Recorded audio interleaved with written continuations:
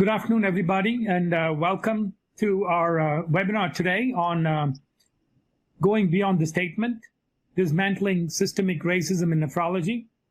On behalf of the ASN, as well as my co-moderator, Dr. Keisha Gibson, as well as an outstanding group of panelists today who will introduce themselves later, we welcome you to this webinar.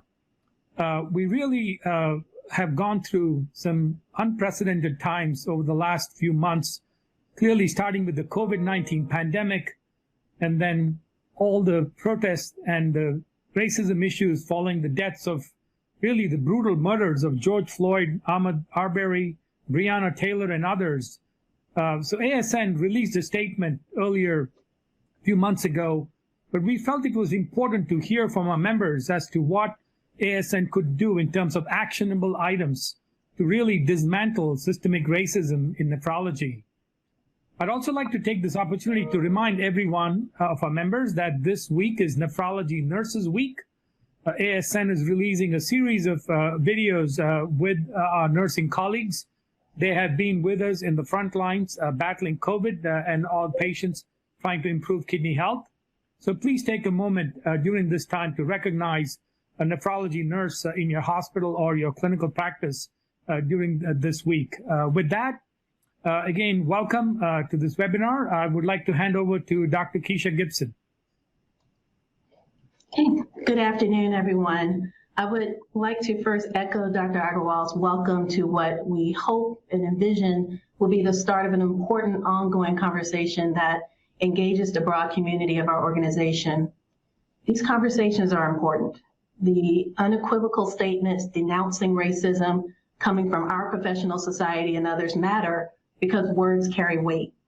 And certainly words and thoughts coming from all of you who are here today carry weight, as you can appreciate in this first graphic. We asked each of you to list one or two issues you felt were areas of concern relative to systemic racism in nephrology. Randomly listed here is a compilation of the most frequently mentioned issues. The task to effectively address the breadth of these certainly seems daunting, but I'd like to think about James Baldwin, who many of you will remember was a prolific African-American playwright, novelist, activist, and he very famously said that not everything that is faced can be changed, but nothing can be changed until it's faced. The ASN Council and ASN's Diversity and Inclusion Committee have been working diligently on a roadmap for how the ASN Alliance for Kidney Health can help address systemic racism in nephrology. On Monday, August 3rd, our council voted unanimously to dedicate 2 of our society's 8 mission-based committees solely on addressing systemic racism starting in 2021. The ASN Health Disparities and Social Determinants of Health Committee will focus outwardly on expanding the focus from delivering medical care to improving the overall health of the entire population. They are charged with identifying policy changes to address health disparities and social determinants of health, and they will confront the combined significance of high-profile acts of racism and the COVID-19 pandemic and how they intersect. What we currently know as our Diversity and Inclusion Committee will sort of evolve into the ASN Diversity, Equity, and Inclusion Committee, because as many of you on this call recognize, equity is the vehicle by which we achieve diversity and inclusion. So we felt that this is an important evolution. They will focus inwardly on dismantling acts of racism in institutions, particularly in academic medicine, including patient care, research, education, and administration, kidney professionals in private practice and their patients, and every aspect of the ASN Alliance for Kidney Health. And sort of highlighting some of the work that's really coming from these groups. As many of you may be aware, on Thursday, July 2nd, the American Society of Nephrology and the National Kidney Foundation established a joint task force that is tasked with reassessing the inclusion of race in diagnosing kidney diseases. And this is a very engaged group. They are working very hard, meeting very frequently. They have a lot of work ahead of them, but have put themselves on a very ambitious timeline, and we anticipate a report sometime towards the end of this year. Success of these efforts will require that this work permeates the entire fabric of our organization. With this in mind, the ASN Diversity and Inclusion Committee established several work groups that work across ASN to dismantle systemic racism. This committee will report regularly back to the ASN Council, and as you can see, they are really setting up throughout all of the different areas that ASN is active. So anywhere we have an alliance movement, this group is going to work to make sure that we are addressing systemic racism throughout that entire fabric. There's a lot more work to do both within ASN and outside ASN. Moving forward is going to require engagement of our full community, and I, for one, am looking forward to opening this conversation on how we begin to do this. It is my pleasure to welcome today Dr. Will Ross, Dr. Vanessa Grubbs, Dr. Dana Mitchell, and Dr. Kevin Tucker to this panel discussion. I will now ask each of them to introduce themselves, tell us a little about their background and why this discussion is particularly important to them today. So I'm going to start with you, Dr. Ross. Thank you, Dr. Gibson and Dr. Agarwal and all of ASN for giving us this forum to talk about this really critical issue. I'm a professor in medicine in the nephrology division at Washington University School of Medicine in St. Louis. I'm also Associate Dean for Diversity, and I'm our medical school's principal officer for community partnership. I've been at this since I was a fellow in the late 80s, particularly when I was introduced to Clive Callender, who was a senior transplant physician at Howard, and Antonio Novella, who was then the Surgeon General, who really spoke to me about the need to look broader, to go upstream as we start talking about health disparities in nephrology. They were the ones who convinced me to take more of a population health approach, to get an MPH, and to really to spend my career working on these upstream issues. And so for the past, my goodness, 25 years, I've been working both locally and nationally to create opportunities for students and residents and fellows to understand health disparities, teaching about these things, writing about health disparities with my colleagues in the School of Social Work, and creating actual opportunities in the form of nonprofits that actually discuss health literacy, creating schools of public health abroad, and really looking at the whole framework of disparities within our research here at Washington University. Do we have the proper lens to really engage the community, which is why I took on this additional role as principal officer for community partnership. At the end of the day, my goal was, and I really appreciate what Anupam said, Dr. Agarwal said, at the end of the day, my goal is to take all the research that we've developed and to create actionable items, things that we can do in our community, whether it be here in St. Louis, the work I've done, the work I've done with the Centers for Disease Control and IAM committees in DC, or work nationally to really create something that's structured and formalized that will allow us to really ameliorate and mitigate these disparities. And so that's why I'm proud to be on this panel and look forward to talking more and interacting with my colleagues. Thank you so much, Dr. Ross. Dr. Grubbs? Yes, thank you. So I am an associate professor, technically, at University of California, San Francisco. And I say technically because I am really pending my leaving academia, in part because of some of the reasons that I imagine we'll get into today, but also because of my writing and the desire to really focus on that.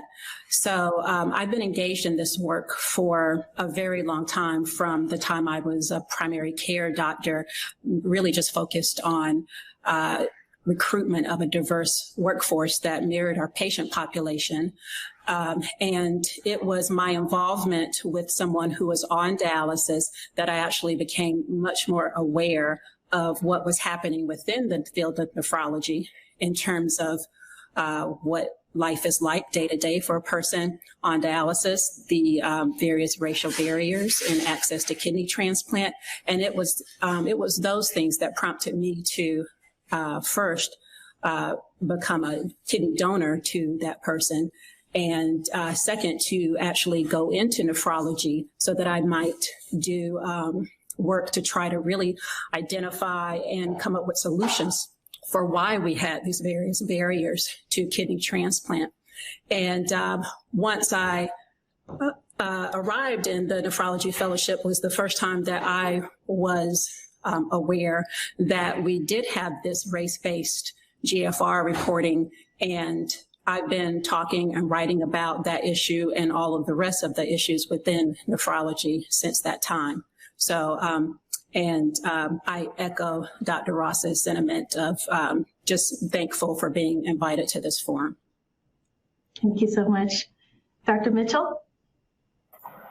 Hi, I am Dana Mitchell. I am a private practice nephrologist here in Houston, Texas. I'm the CEO of Global Kidney Center. And our practice is a little bit unique from some other practices, as we practice comprehensive nephrology care.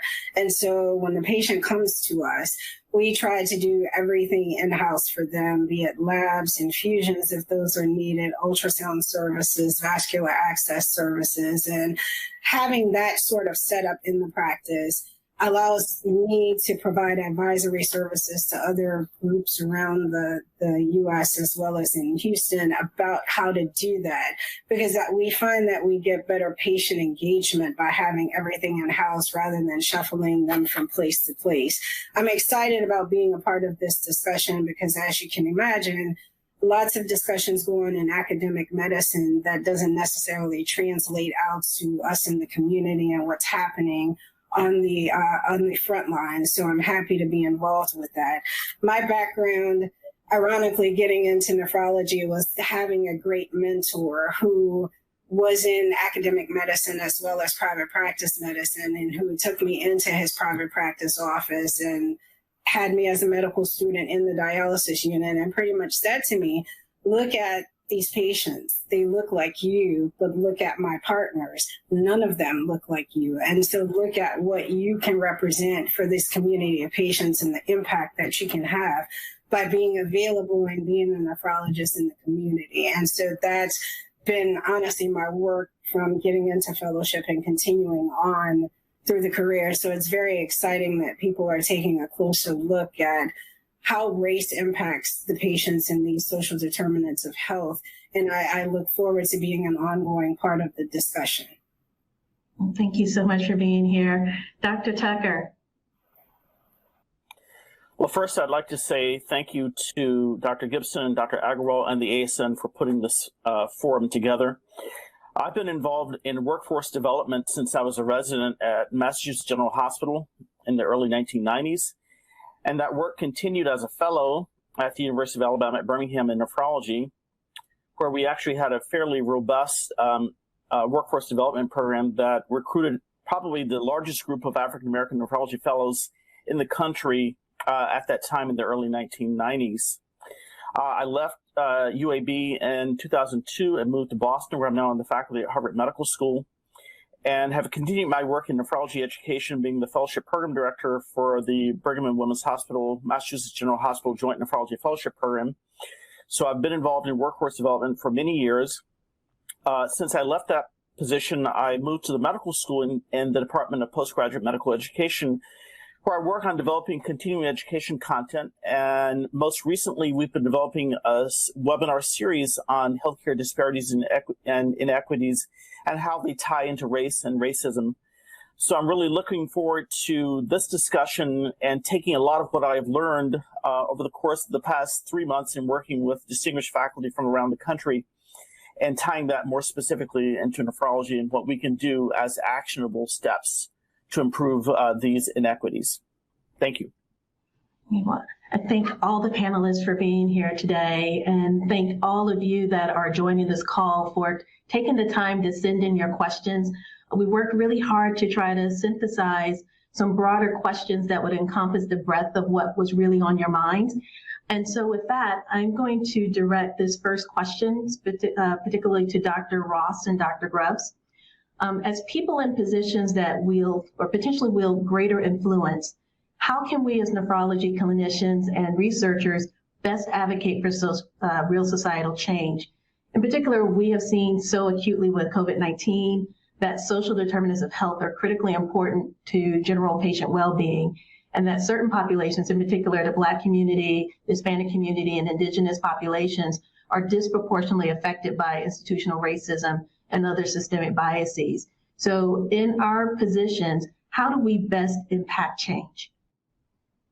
Well, let me take the first bite of this, and then Dr. Grubbs is going to have so much more to add also.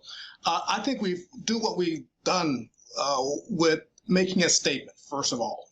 We state unequivocally that these structural determinants of health are enabled and perpetuated by these policies and practices and beliefs that both intentionally and unintentionally prevent Black and Indigenous people of color from reaching their full health potential. We state that emphatically state that, and we have to challenge those policies and belief systems as we did with the ASN statement opposing structural racism. That's the first. Next, we have to go further and actually address policies, big P and little p policies that can then reverse some of these issues of that have caused the inherent inequity in our community. First, I've always advocated a health in all policy. When we look at transportation policy and housing policy and food policy, these are policies that are going to affect the health, particularly of individuals who are disenfranchised, who are under-resourced. These are those social and structural factors we have to address. The ASN has to realize that we have ability to affect change. We can advocate for those policies. They are within our purview, not something that's on the periphery. And so we do that first. Secondly, as we've done so much, I have to highlight some great people who've been doing this research. This is not new. We've had people like Neil Poe and Lisa Cooper and Ebna Bulwer and Keith Norris working on these subjects for years. We need to look at that. We need to look at that research and others and illustrate how these structural factors, racism, poverty, and access to health care, really affect our overall health. And then we have to do something that the ASN hasn't done as well. We have to adopt some rigorous implementation science practices. And by implementation science, I mean that we have to look at our research. We have to ask, how does our research foster population health? In order to do that, we have to start looking at the uptake of evidence-based practices. We have to apply some theory-based approaches on this great work that's coming out. And then we have to do this rigorous evaluation in the communities of color, asking, okay, we know that this work is clinically is significant, but does it actually have the impact in Black and Indigenous people of color? That means we have to actually have fellows and faculty informed on implementation science. We have to have forums at the ASN and others on implementation science, because that's how we're going to actually move this information from the clinical arena into the population in a manner that really will result in the type of improved health delivery and improved health care and reduce disparities. And so those are kind of ways to start the subject and start the ball rolling to reduce disparities. Dr. Grubbs. Yes.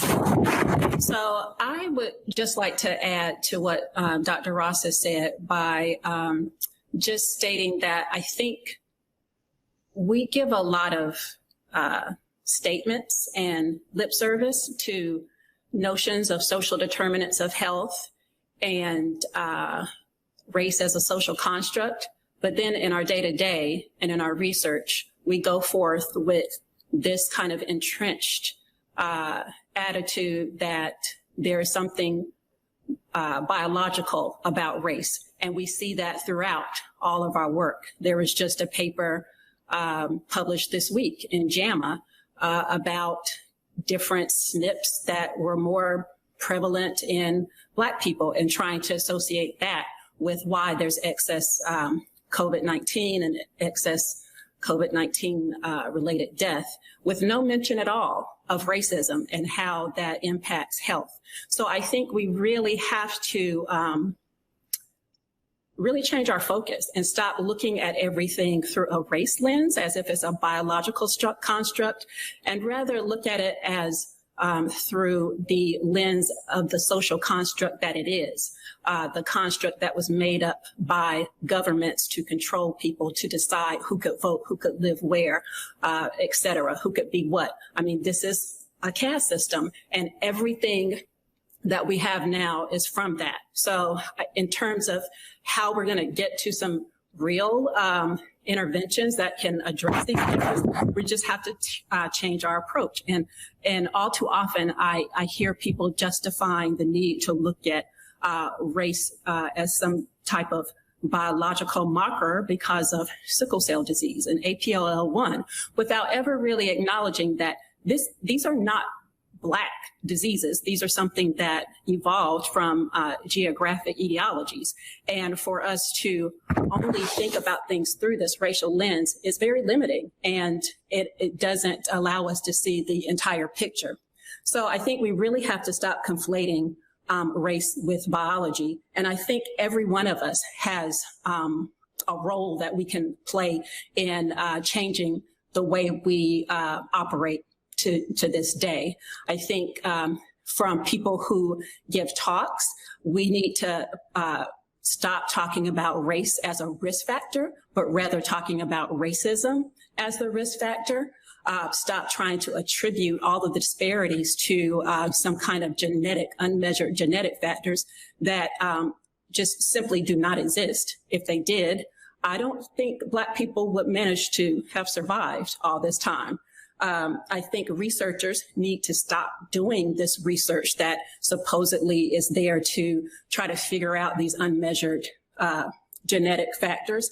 And when we review papers, we need to stop scoring these papers that only look at race as biology and genetics without ever mentioning racism. We need to much more critically score them and interfere with them getting published. And at the same token, publishers need to stop publishing these papers that really do no justice at all to really talking to the issue at hand. And then finally, funders need to stop funding this work that is only trying to conflate race with biology.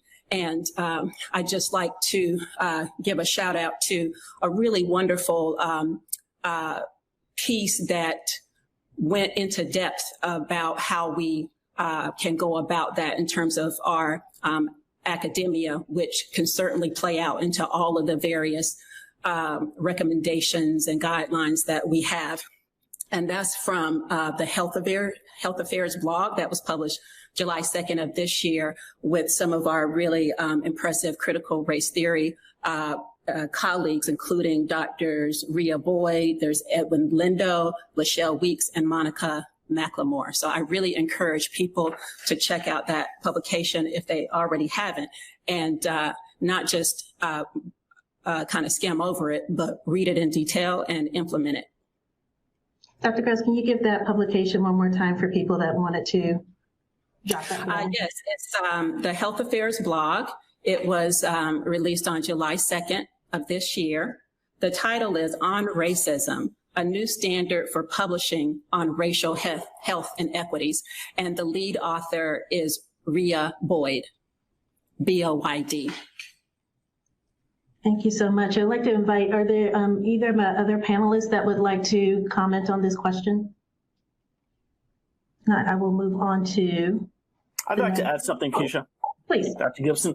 Yes, I just just want to add to what's been said, that I think that in addition, we have to look at what's at the bottom of the pyramid, to use something that I learned actually from my colleagues that I interviewed for a webinar last week, Dr. Lenny Lopez and Benjamin Perkins, that, Friedman's pyramids of health show that what's at the bottom really makes the most impact on the population. And so those social determinants of health that we're thinking about that are related to race can only be cured if we tackle the things at the bottom of the pyramid: poverty, education, inadequate housing, inadequate transportation. And those are the kinds of things that we have to get at, which are much harder to fix than any individual problem in terms of telling a patient to stop smoking. Those require a much deeper dive and much more of a societal commitment to making change. And I think that's where we have to look at how our institutions and how organizations like the ASN can move the needle on those things that are at the bottom of the pyramid. Thank you so much. The next question I'm going to direct to Drs. Mitchell and Dr. Tucker. Many studies have indicated that minoritized populations perceive and receive better care when their doctors look like them. In 2011, our former ASN president, Dr. Rosenberg, published an article which highlighted that only 3.8% of nephrology trainees were Black. The AAMC reports only 5.3% of all medical trainees are Latinx and 6.2% Black and less than 0.3% from indigenous populations. Clearly, our society is becoming more and more diverse. How do we address this growing discordance between the makeup of our general population and the nephrologists that are available to care for them? I can start if Dr. Tucker would like. From my perspective, I think we also need to look at recruiting to the specialty in general because we have so many unfilled nephrology spots. And one of the things, as I shared in my introduction, that was very helpful for me was having a mentor who showed me what nephrology was like. Very often, when you talk to other physicians, medical students, residents, et cetera, particularly in academia, they're often seeing the sickest of the sick of our nephrology patients, and they're not really seeing our success stories and patients who continue to lead very active lives despite having CKD, despite being on PD and having transplantation. So one of the areas that I think would be helpful is implementing within the training programs, maybe some community nephrologists that would give exposure to your medical students, your residents, et cetera, and allowing them to see what goes on outside of just academic medicine, which may get us more interest in the specialty in general. And then, that's not saying, obviously, that we're going to recruit a litany of African-American physicians, Hispanic physicians into the specialty. And so I think the other piece for me is also now taking a real look at the implicit bias that we all have. I mean, do we look at, from a fellowship perspective, even medical school, do we have them take the Harvard implicit bias test so people can understand the biases that they have? Because often many people do not understand that they have biases and understand how that impacts others. And then what do we do to help them correct that? What kind of social education that we can give them about cultures of different people and how they can interact with their patients and formulate relationships where they feel more empowered to discuss with each other. Because if the patient feels understood, then generally you see that the care that they receive, they feel better about. So I think maybe attacking it from that perspective would be very helpful as well. Thank you. Dr. Tucker?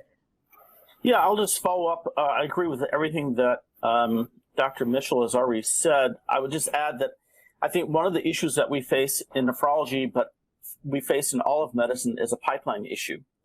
And that is that the pipeline is not what it should be. And that in order to address that, we have to go, again, to the bottom of the pyramid. And that really starts with our K through 12 schools. And so what can we do as individuals? What can we do as an organization? What can we do as a society to improve the education that is taking place at the K through 12 level? Because if we don't do something about that, we'll never fix the pipeline problem. Unfortunately, our education systems have become resegregated. And with resegregation, since the foundation of how schools are funded is by property taxes, the schools in the poorest communities have the poorest resources. And so, what can we do as individuals? We can't fix that funding issue unless we have some changes at the government level. But if there are ways in which we as individual physicians can go in and volunteer to tutor, to be a face so that students see someone who has gone to medical school and has become a physician, that may make a difference. What can we do in terms of fostering other kinds of STEM programs that will foster interest in science and technology amongst the best and brightest of our underrepresented minority students? I think we have to look at expanding the pipeline also by looking further, by trying to find talent in places that we often don't go looking for talent. Who are the students who are in our junior colleges that need encouragement, who are bright but don't have the resources, or maybe didn't have the high school grade point average to go to a four-year institution? We have to look at our HBCUs. I think we're not working as closely with our historically Black colleges and universities as we could to find that talent and to encourage that talent. Remember that many of our first generation college students go to HBCUs. And so I think that is one way in which we can help to solve the pipeline issue. We have to look at our HBCU medical schools. They still train a lot of the particularly African-American physicians who go on to become internists and subsequently nephrologists. So we have to partner with them to try to make sure that there's a strong nephrology presence in those institutions if we want to increase the pipeline. What's happening at the residency level? Are there adequate mentors? If our students are not seeing residents who look like us at the medical school level, are they seeing our faculty at the residency level so we can encourage them to choose nephrology as a career? Mentorship is key. And then another issue I think that may impact the nephrology workforce is debt. Many of our students are not coming from well-to-do backgrounds, and many have taken on a significant amount of debt. And if we look at salaries in nephrology, are the salaries comparable to what students would get or what residents would get to go into other specialties? I think that's something that we have to look at as well. So you may ask, why does all this matter? Our non-minority colleagues are doing a great job of taking care of our patients, but I think representation matters. When I started my fellowship in 1993, many of the patients that I took care of told me that I was the first Black physician who had ever taken care of them, and how meaningful it was to them to have someone who looked like them taking care of them. So I think that there are subtle ways in which we can have an impact, and I think that's important. Thank you. And I think this next question that I was going to direct to Dr. Gibbs, can I just respond quickly?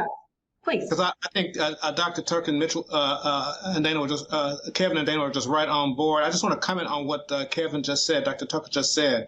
I became a nephrologist because I looked up in my second year, and there was a professor teaching us renal physiology, Dr. Aubrey Morrison, who was African American.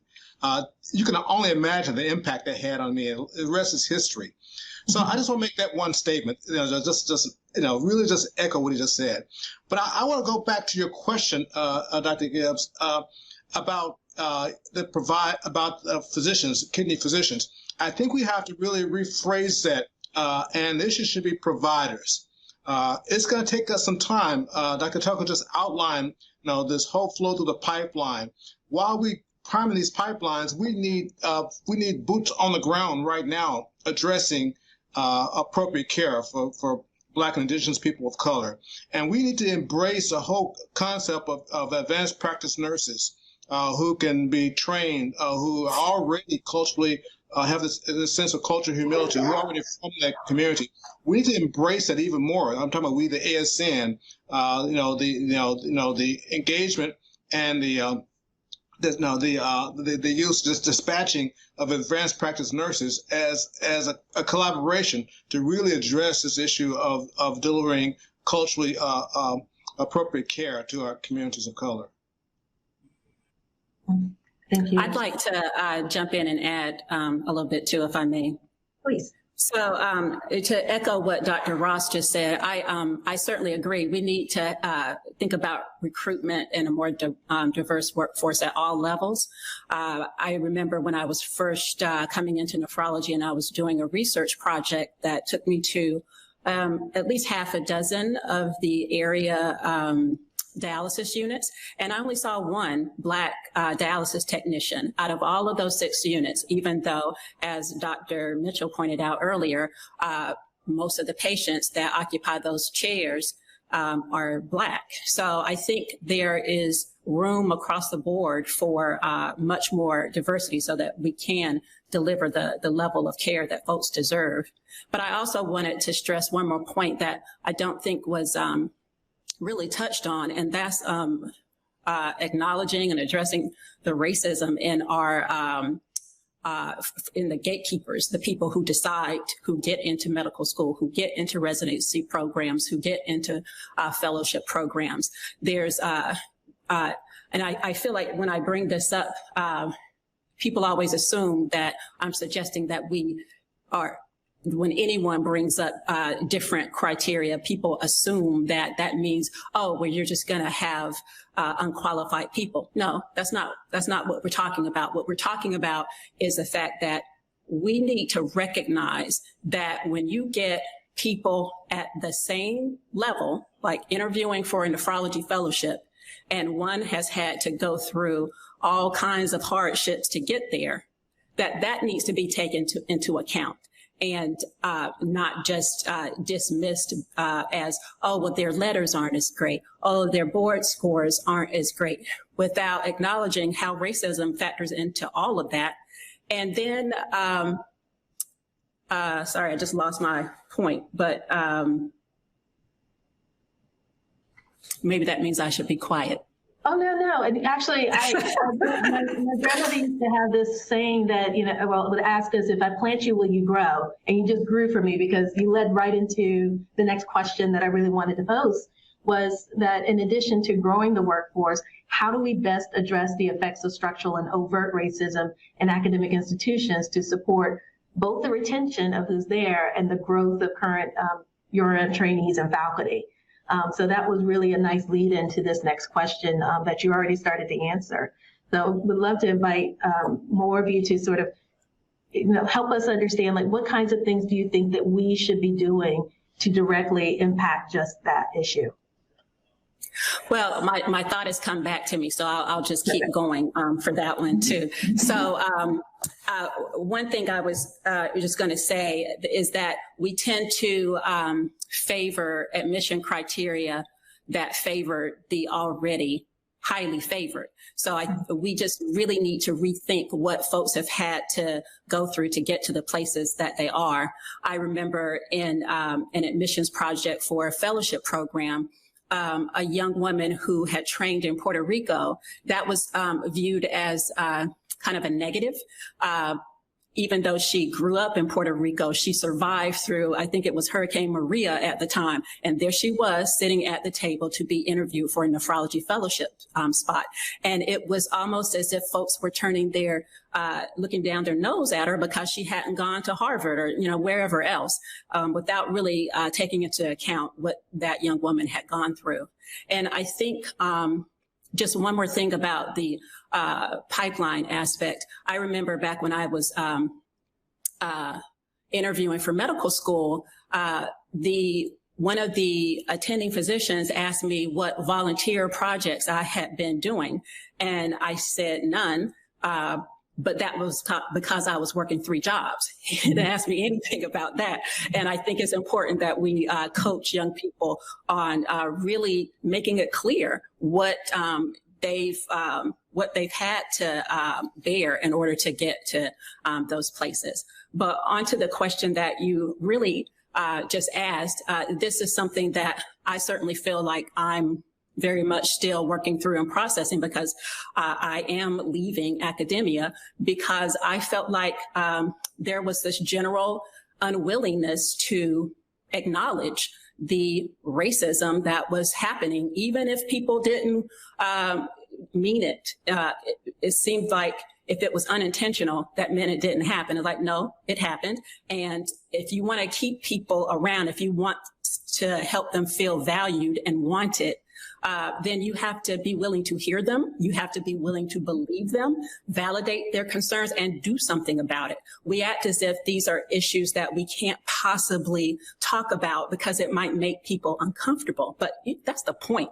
People need to get uncomfortable before we can actually change anything, or else it's going to stay this way forever. So, and I think one of the issues too is that people who are in power, they need to check that privilege and really understand that maybe you didn't get there because of all your wonderful qualities. Maybe you got there because people were sponsoring you along the way because you look like them. Whereas others of us don't have that same great fortune. And I think along with that, because people haven't, and by people I mean us, because many of us have not been sponsored along the way, there may be some things that our CVs don't have, or some skills that we do need help with. But at some point, institutions are going to just have to take a chance and decide, you know what, we're not going to keep putting the same, older white guy in this position again. We're going to take a chance on a young woman of color, a young man of color, and actually provide them with the support so that they can succeed. And then a point that was raised earlier is, I think it was Dr. Tucker talking about all the things that we need to do to reach out to different students along the way. And I think that is so true. And what institutions can do is value that work. I think, and this goes along with the whole criteria thing too, all we think about is, well, how many papers did they write? Without thinking about the fact that they spent 20 hours doing recruitment and out in the community and mentoring and all these kinds of things. And I've seen that play out in my day-to-day in academia. So I think unless we're going to address the racism among the structural racism built into the gatekeepers, then we don't have a chance at actually recruiting or retaining anybody. Thank you so much. Anybody else would like to add to that? Yes, I'd like to follow up on what Dr. Grubbs said. I think that Dr. Grubbs raised some very important issues. I'd like to sort of divide what I'm going to say into the environment for trainees and the environment for faculty, because I think that they're slightly different issues. Mm-hmm. And I'll just go back to my own experience. When I was choosing a medical school, I had the opportunity to go to the State University Medical School or to go to a private medical school. And it would have been much cheaper for me to go to the State University's medical school. But having gone through the college environment where I was one of very few minority students, it was very important for me not to be in a medical school that had fewer than 10% African-American students. And so that ruled out the State University's medical school. So I ended up choosing, a much more expensive path so I could have a critical mass. And I think that that is important because of the support that one needs in going through that very stressful period of training as a student and then subsequently as a resident. So I think it's important, you got to get the numbers up so that students feel like they have a minimum amount of support before you're going to be able to succeed in having a greater effect on recruitment. So critical mass is important. Also thinking about the environment to make sure that the trainees feel like they're supported. If they have someone whom they can talk to when things go wrong, so that means mentorship. There's a very nice essay that was written by a former Brigham and Women's resident, Sachin Jain, called The Racist Patient, that was published in the Annals of Internal Medicine, that highlighted what happened to him when a patient told him to go back to India. Now, he's born in New Jersey. And he felt like he was unsupported by the institution when the patient had been clearly racist. So I think we need to make sure that our students and our residents feel like they're supported, and that when there are clear examples of racism that are inflicted upon our trainees, that they are supported. When it comes to the faculty, there's so many issues, but the main one that I want to highlight is just what Dr. Grubbs just said, and that is that so much of the work that the people of color are doing doesn't generate RVUs, and it doesn't give us a leg on in terms of tenure and promotion. And so I've heard people say, don't serve on admissions committees, don't serve on residency selection committees, because it's going to be a time sink and it's not going to get you, tenure or promotion. So I think we need to look at what we're asking our minority faculty to do, and it has value, and it should have value in terms of being reimbursed, and it should have value in terms of counting towards tenure and promotion, because otherwise the institutions are never going to change. I'll stop there. Can I just a real quick point on that and what Dr. Grubbs just said? And this is mostly directed toward our fellowship program directors, that we need to start looking, this is in regards to, working 3 jobs, okay? We have to start taking this holistic review, the approach that we've used in undergraduate medical education, and we're now incorporating more into residency education. We need to have the same format of looking at experiences and attributes and metrics in our fellowship applicants. And we have to take that same more holistic approach, as Dr. Tucker just mentioned, when we're looking at faculty. And so there is a framework for doing just that, and that is using that holistic review framework. And it sounds like we could incorporate a little bit more of that into our practices. I had just one more point, and that is if you want to retain Black faculty, you should pay us. And, this alludes to the very real literature that shows that Black men make less than white men, and Black women make less than everybody. So I think there needs to be, and this is among physicians, so there needs to be a whole lot more transparency in terms of what the salary scales are. And by a whole lot more, I don't mean just that X component or, that thing that's published, but all of that negotiated Y and Z or whatever is called at the different institutions, that different people are given different things based on the folks who make those decisions, what they think about them.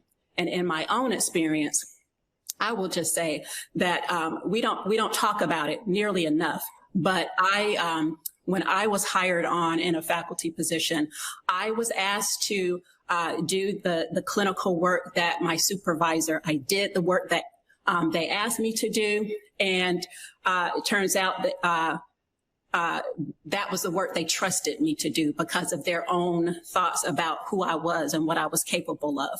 And it was a year or two later that I found out that a colleague that was hired on after me, who was assigned things to do that the supervisor trusted her to do and that they valued more, was paid $20,000 a year more than I was on hire.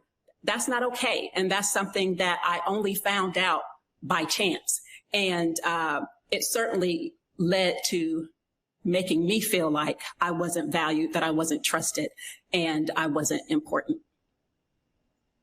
Right. I would like to echo, I know I'm not in academic medicine, but I would like to reiterate what Dr. Tucker said, because I went to the state medical school at LSU, but I was fortunate that LSU invested in the Minority Affairs Division. And so the students of color were very well supported. So I do think the institution should not underestimate the value that provides for the students and getting them to matriculate through the process.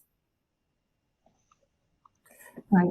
And if I may add just one more comment, and that is that I think that one other important thing that I think it was Dr. Grubbs said, that we have to be willing to have difficult conversations. It is not comfortable to talk to our colleagues about race and racism. And I think this is probably the first time in my 25 years in nephrology where I think that we're really having these kinds of difficult conversations, because we've kind of danced around the edges because they make us uncomfortable. So I think, one, we have to be willing to have these difficult conversations. But the second point is that this work should not be simply on the URM faculty. It is the work of everyone. And I think if we simply turn to our Black and brown colleagues and say,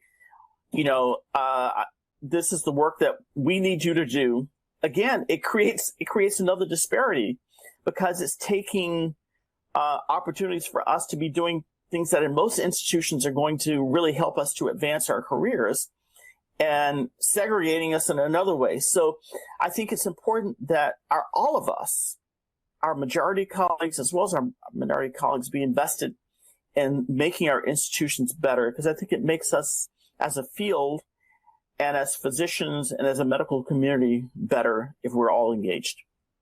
This has been such a great, important part of this discussion. I really almost feel like it's really getting to the meat of, when we're really trying to get down to what do we do about the structural racism and how do we tear it apart. All of you have made excellent points directly against that. I'm going to make a little bit of a pivot. This next question I'm going to direct first to Dr. Mitchell and Dr. Ross. For the first time, the U.S. federal policy is focused on advancing kidney health. The key directives here include reducing the number of Americans developing end-stage kidney disease by 25% by 2030, by having 80% of new end-stage patients in 2025 either receiving dialysis at home or a preemptive transplant, by doubling the number of kidneys available for transplant by 2030.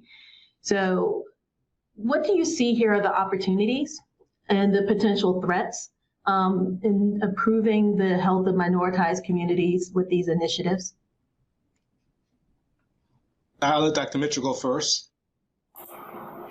So I think the initial thing is we should not look over the fact that the survival with PD with in-center hemodialysis is pretty equitable, and we need to value patient choice. Like, this whole initiative is not addressing, there are some patients who may not be suited for home therapy. I trained at UAB where Dr. Tucker trained, and so I am very well versed in home therapies, and we have lots of patients within our practice who do home therapy. But we also know that there are certain patients, when you look at them, that may not be beneficial. So we also need to not underestimate that, particularly for our minority colleagues.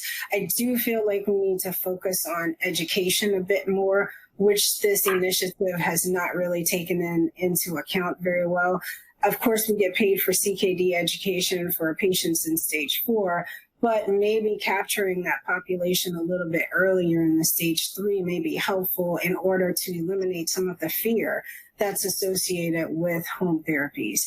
We obviously have some work to do from the transplant perspective with our minority patients not being transplanted as plentiful. So hopefully this initiative will see some impact in getting more of our minority patients kidneys that will be functioning and allowing them to be transplanted a lot quicker. So I think the overall goal of this is nice, but the numbers associated with it do feel a bit arbitrary and maybe a bit overarching at this point. Dr. Ross? I absolutely agree with that. And I would go a step further, and I look at the issues of promoting health equity, and then we should ask ourselves, what's really promoting these inequities? And for the most part, it's just this perverse economic incentive in our current healthcare system. We need to go back to a statement that was made back in the RAND report in 1995 that health is best delivered in the community, particularly by individuals who are ethnically similar or racially concordant. I mean, that's a reality. That's a patient-centered care that should be embedding all that we're doing as a rental community. And we're trying to move closer to that, but we need to accelerate that when it comes to providing care to populations, Black and Indigenous populations of color. And so I really have been watching closely what we're doing with payment reform in this country. And particularly how payment reform will really emphasize prevention and promote equity The two components that were certainly highlighted in the Affordable Care Act, but not really acted upon in the way that we need in order to address disparities. And so fortunately, we have a framework. We have a prototype, and that was in 2015. There was expansion of the end-stage kidney disease seamless care organizations. And these organizations were doing more than just simply providing bundled care, which we know well, but they really were promoting the sense of providing quality of care to individuals. And there are some components that I think should be highlighted even more when we talk about providing seamless care to African American communities and other communities of color. Again, and getting back to Dr. Newman's statement, these should be actionable items. And so let me give you some actionable items in delivering this seamless care. We have to deliver seamless care by providers who understand and embrace cultural humility.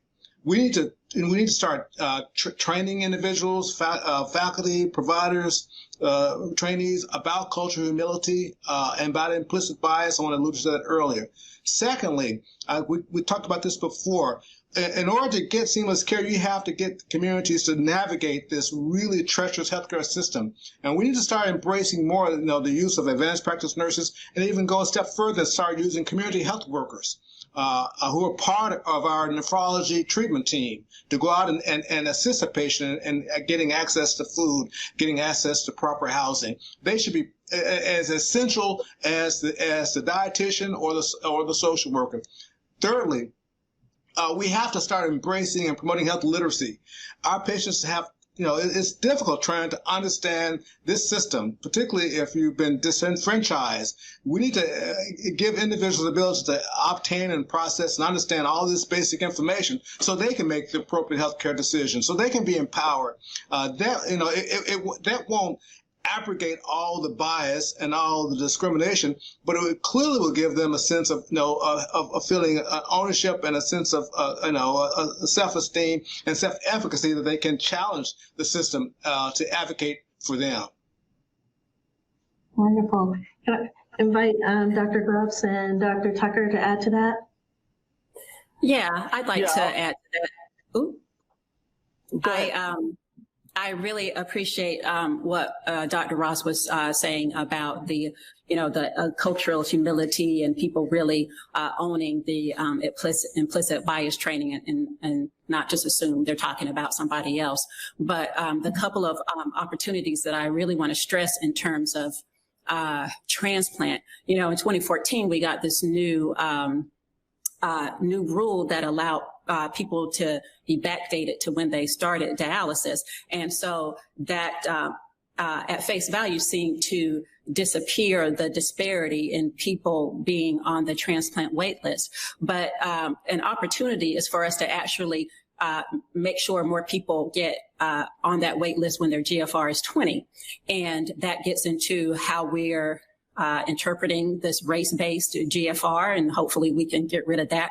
And the insurance, like who's going to pay for it. So that folds in the whole payment structure, and which makes dialysis much more profitable. I personally think if we could move forward that extended, what did they call those? I'm not getting the acronym right, but basically it was folding in dialysis care with hospice and that kind of thing, but it needs to be extended to at least including stage 5 kidney disease, not yet on dialysis, and transplant, so that people are responsible for the total care of the person. And one thing that I don't have the reference off the top of my head, but there was a recent publication that showed that even though the disparity was resolved by the 2014 rule that backdated people to when they started dialysis, even if there were delays in getting in terms of going through the evaluation and getting on the transplant list, there is still a major disparity in terms of who is active on that transplant list. And you can't get any kidney offers until you're active on that list. So that means that patients have to be assisted, advocated for, in order to get what they need done to go from inactive to actually active.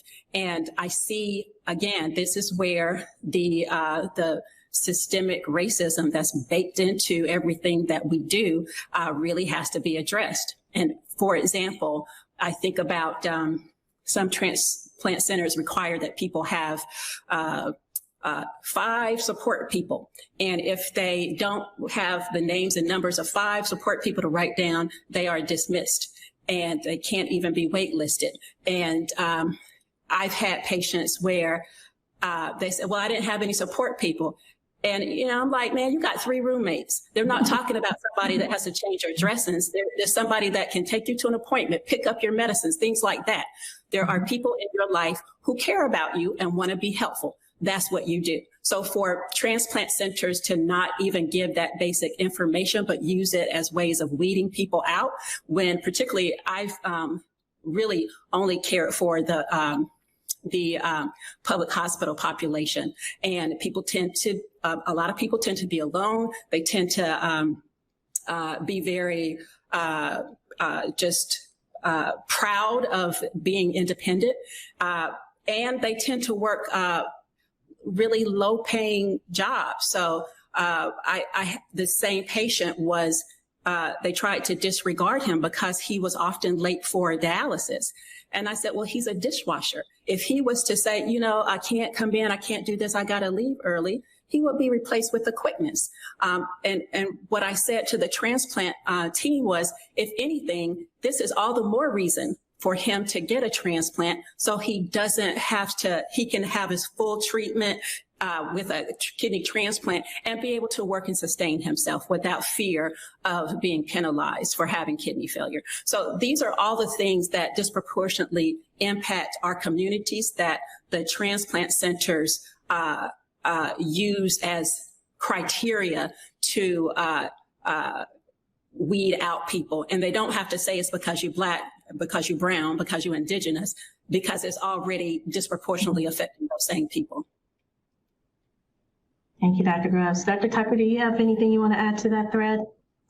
Yeah, I do. First, I want to just salute Dr. Grubbs for being a kidney donor, because I think that is so much an important part of our increasing access to transplantation. I remember when I was a trainee back in the early 1990s, hearing, well, African Americans don't donate kidneys as much. Well, I don't think that was actually true. Their representation among donors was great. It's just that there's more kidney disease in the African American population, and so many potential donors and family members have pre-existing conditions like hypertension and diabetes that exclude them as donors.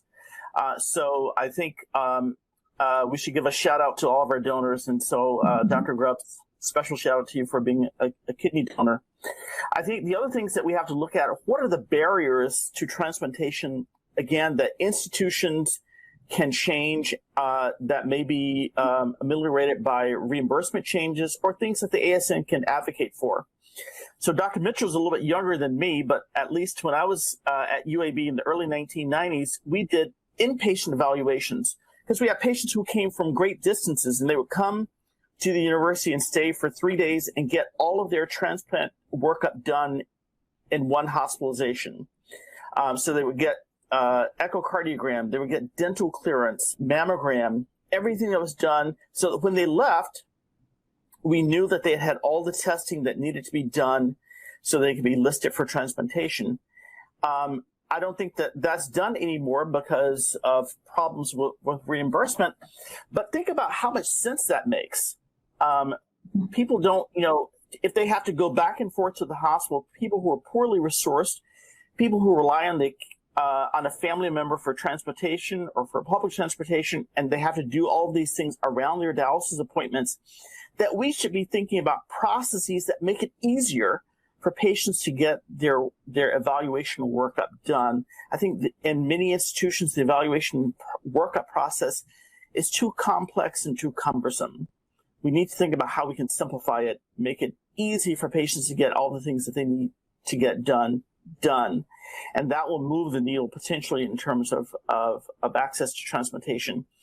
I think Dr. Ross said something about health literacy. It's health literacy and it's advocacy, because you and I both know, or we all know, that the patient who advocates for him or herself is more likely to get transplanted.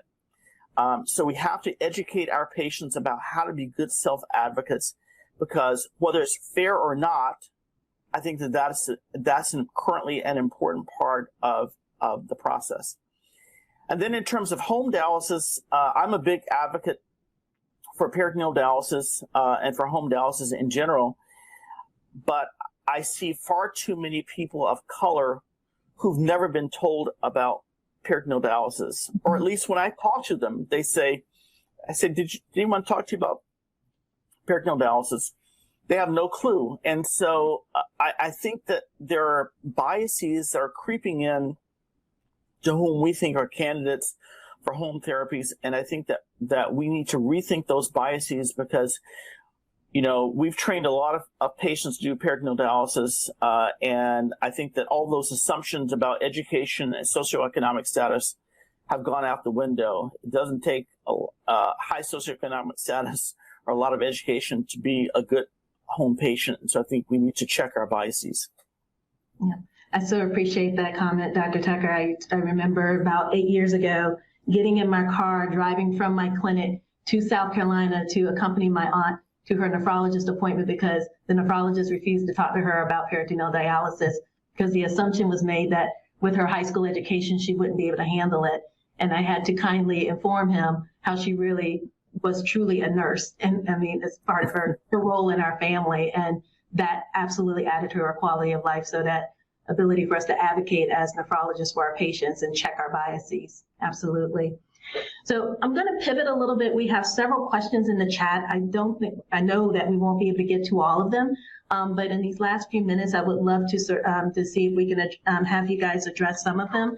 The first two are very interesting to me. So Dr. Ross, a little bit earlier, you highlighted the fact that we need to really make sure in our language and in our actions that we're thinking about the full nephrology community and think about it in terms of providers, if we're really going to do the job of making sure that we are extending patient care to everyone. And so these first two questions get to that a little bit in terms of the people that we need to partner with. The first one, and I'm going to paraphrase it a little bit, I'm an insurance agent and a regional volunteer for NephCure.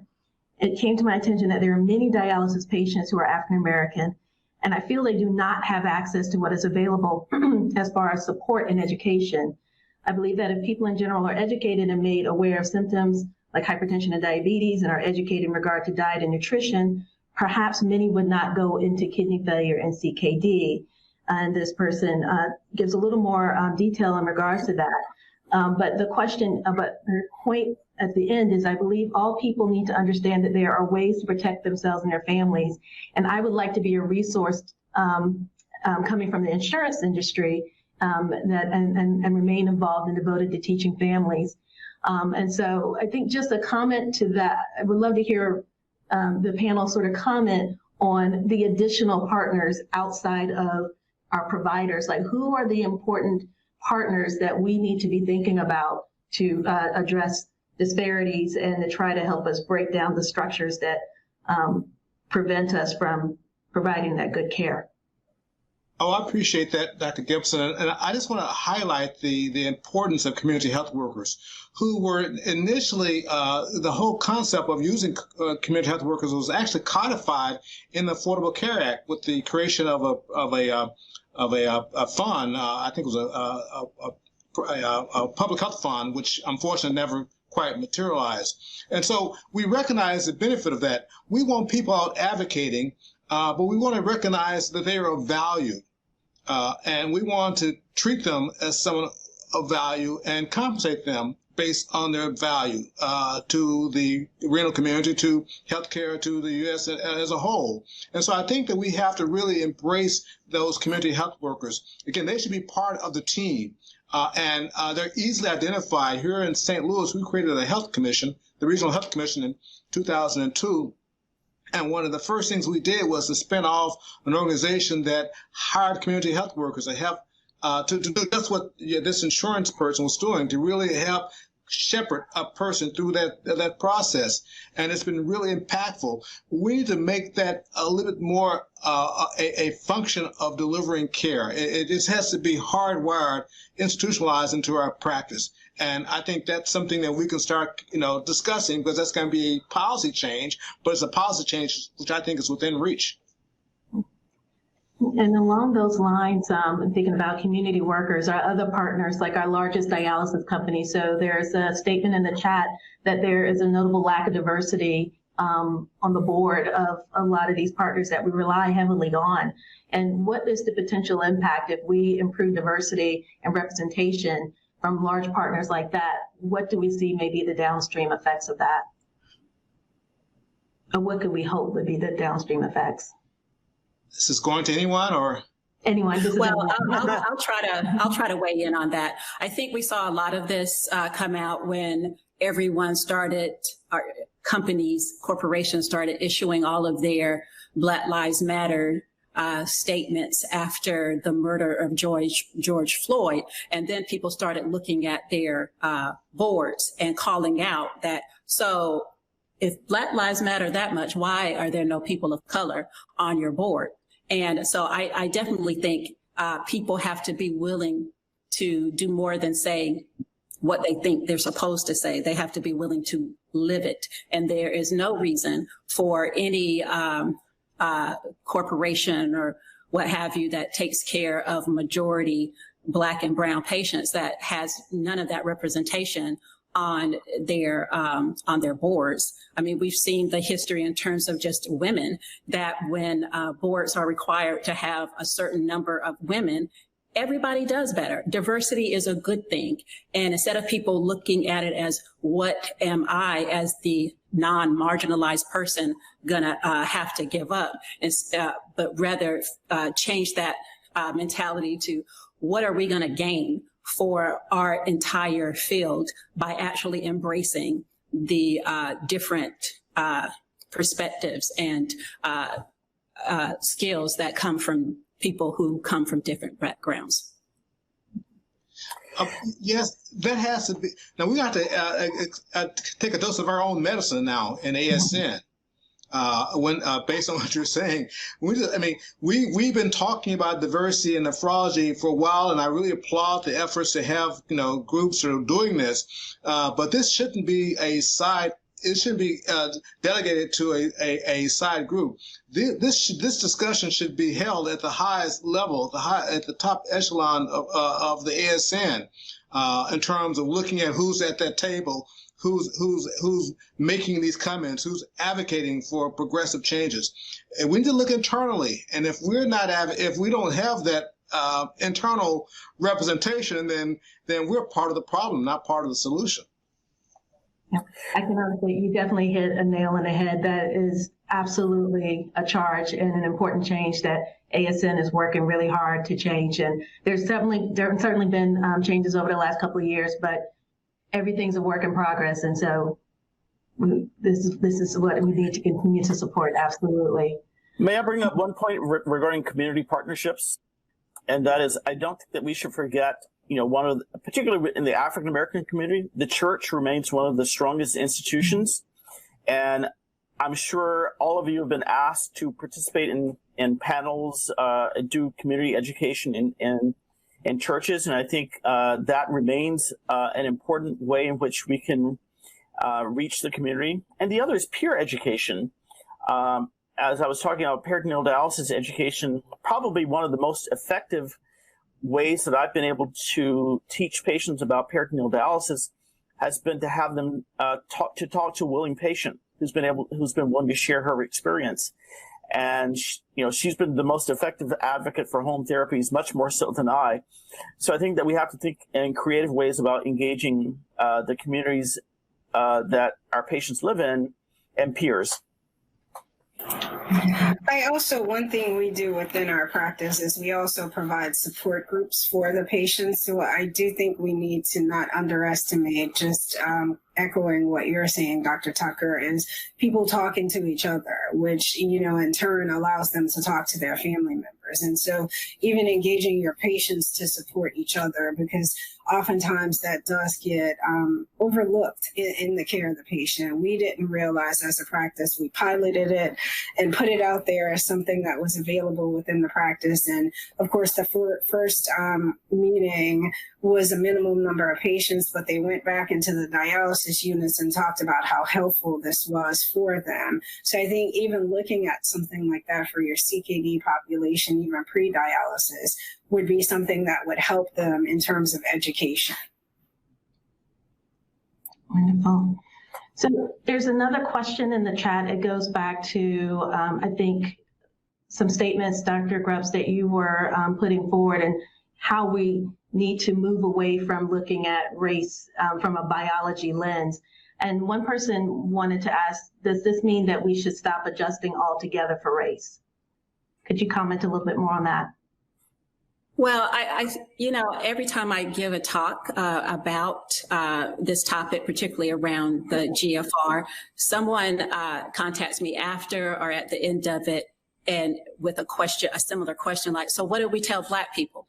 It's like we tell them the same thing that we tell everybody else. Black people are not inherently different. So yes, I think we should stop adjusting for race. If we're trying to capture something else like racism, then we need to come up with a measure for perceived discrimination or that kind of thing, because all Black people are not the same. We don't all have the same experience. And in the case of GFR, we should actually think about what affects creatinine. And it's not Black race. It's things like if you've had a limb amputation, if you're vegan, if you're taking certain medications. These are the things that we need to start thinking about instead of trying to simplify everything down to race as if it's a biological entity, because it's just not. It's something that folks made up so that they could feel superior to others. Oh, I wholeheartedly agree with that. And I would deviate just only a little bit to what Dr. Grubbs just said, particularly because we have finally a good conversation about EGFR and recognizing the constraints on using race in that equation. Now, we need to, as a community, as a research community, we need to accelerate the work we're doing, looking at biomarkers as a surrogate of renal function for creatinine. There's data out there, there's research going on, but that needs to be accelerated because we need to do precisely what Dr. Grubbs said. We need to try our best to eliminate that race as a variable in the GFR and other equations. We're not there yet. And so, in terms of dismissing the GFR, I think that the estimated GFR, because we don't have those surrogate measures there yet. We need to accelerate that process.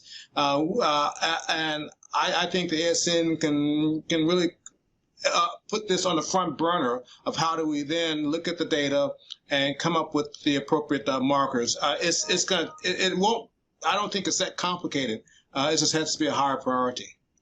Yeah, well, let me just jump in again to say I have to disagree with that a little bit, because we do have cystatin C, and we do have 20 years of data that has shown us that cystatin C is superior to creatinine. And, frankly, I can't understand why there is so much resistance to taking the same steps that we took with creatinine 20 years ago to get it standardized, to get it brought in-house, to get the cost of it to come down. And I know that a lot of the opposition is based upon, well, this evidence. Well, the evidence that we have is flawed because it came from looking at things through a racial lens.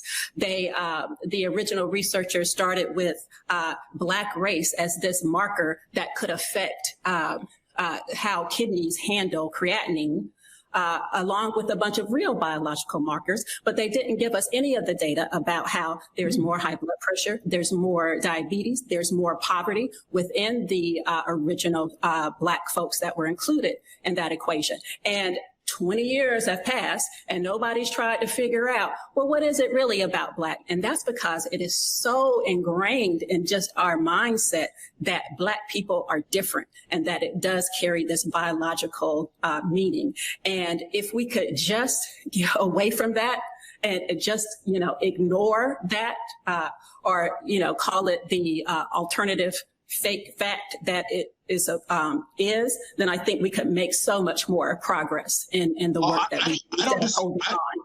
I don't disagree with you at all. I'm 100% in agreement with you that we need to move away from this. And I'm just saying that the ASN needs to be put it needs to be targeted to state, here's a time frame for moving, for transition, we don't want to transition from moving from this EGFR with a race to more of a cystatin C and other biomarker. I'm saying that we can accelerate that within a very short time frame. That was my point. I absolutely agree with what you just said. Tisha, if I can make a comment, as you know, NKF and ASN have formed a joint task force with some outstanding leaders in the field who are addressing the EGFR, race modification. And we are hoping, in the next few months, we would have their deliberations that would be, vetted by a larger sounding board, including patients as well. So hopefully that's been a forward step, in the right direction in terms of addressing this very carefully, so we have the, correct answer. Well, Dr. Agarwal, since we're having a real conversation here, I just want to also caution which voices are at the table. From what I've seen that's been put out as the work to center the conversation has been pretty one-sided. And so I really would just encourage that this task force takes into account different voices that are saying different things, and consider what the big picture is, and that we need to be doing what is best for our patients, removing the built-in racism. And, I just can't stress enough that this needs to be representative and not driven by who is in power. I want to just, there's one great paper that the listeners should be aware of.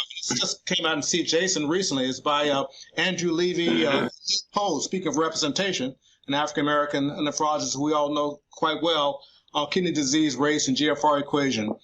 And so I think that's, over the past 4 years, as I've read the literature, I think that they really are doing precisely what Nupam just stated. I think that Neil and the colleagues are making this the statement. They're proposing the science. They're saying, we have the representation at the table. We just need to accelerate the process. So I do see this happening. I have to agree with Nupam on this one. I really hate to be a contrarian, but I do have to disagree, because there is a lot of emphasis on the evidence that we have without acknowledgement of the problems of the evidence. So there is this emphasis on holding on to what we have as evidence, instead of trying to just admit, this was flawed from the beginning. We should have tried to figure out something else in these past couple decades. But instead, it's like, no, this is what we've had. This is what we've always had.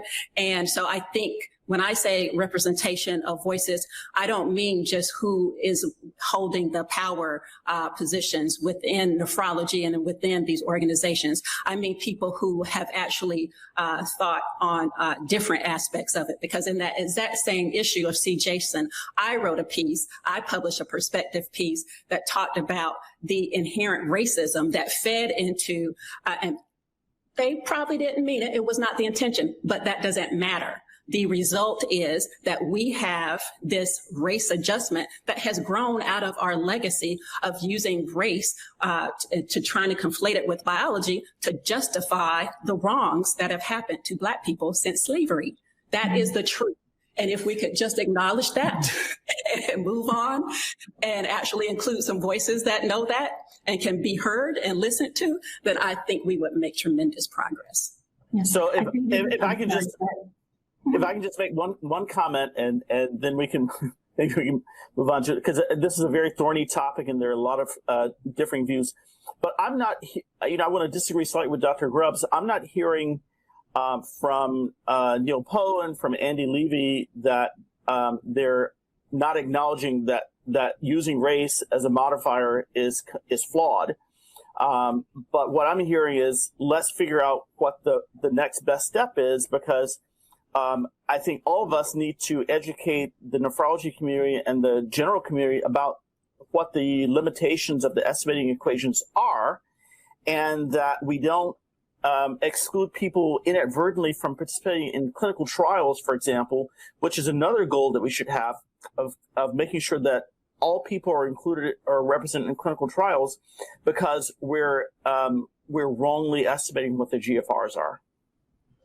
Yeah, I'll just make one more statement about it, even though, yes, it is thorny. But I think there's a lot of conversation about the unintended consequences for Black people. And I just really want to stress that the GFR, our estimates could be wrong for Black people, and they could be wrong for other groups of people. And by us just making the assumption that only the Black race affects creatinine clearance and GFR, that means that we are potentially not allowing some people to be kidney donors when they could be, if we actually estimated their GFR by creatinine clearance or by cystatin C.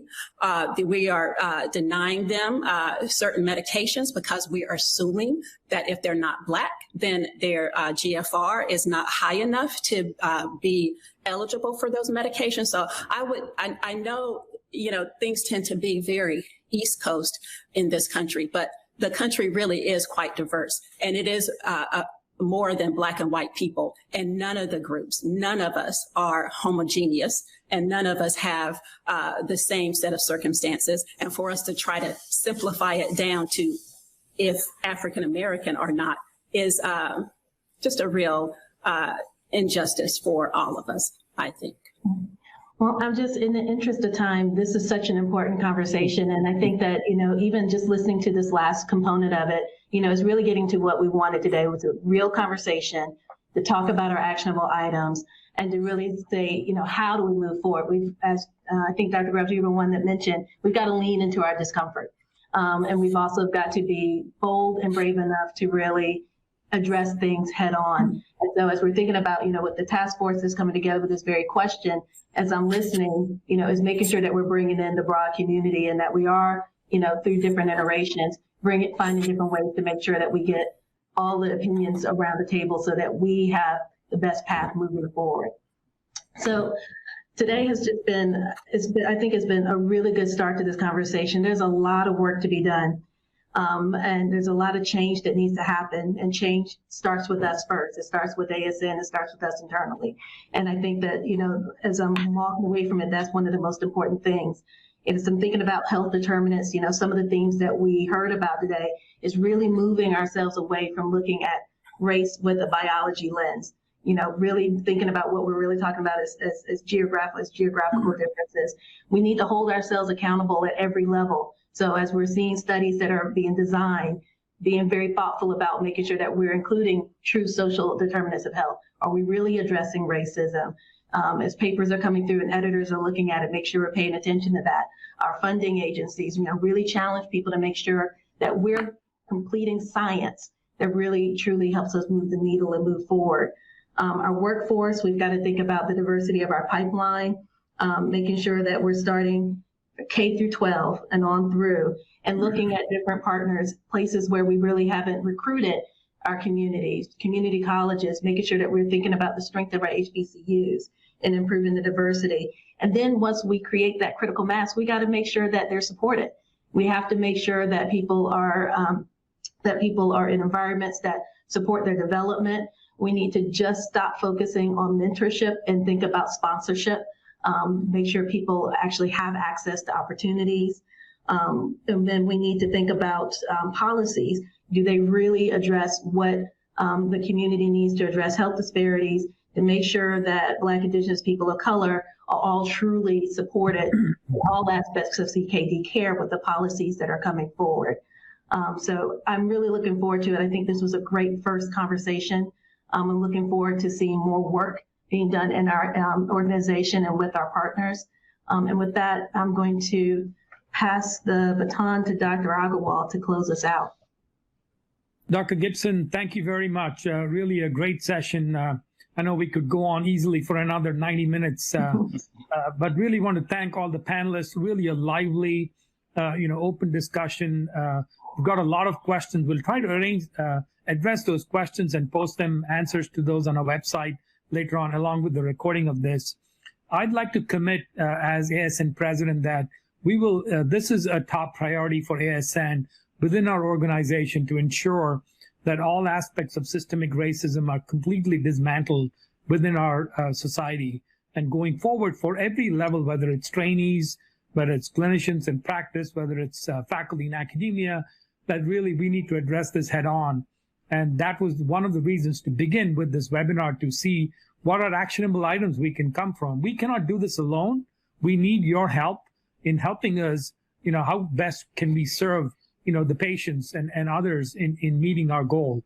So again, thank you all very much. I really appreciate your time in participating. Please send us any feedback that you may have. We'll make this recording available for everybody. Thank you again, all the panelists. Dr. Gibson, thank you for moderating the session and really doing an outstanding job. Thank you. Thank you, everyone. Thank you, everyone. Thank you. Thank you. Yeah, thank you.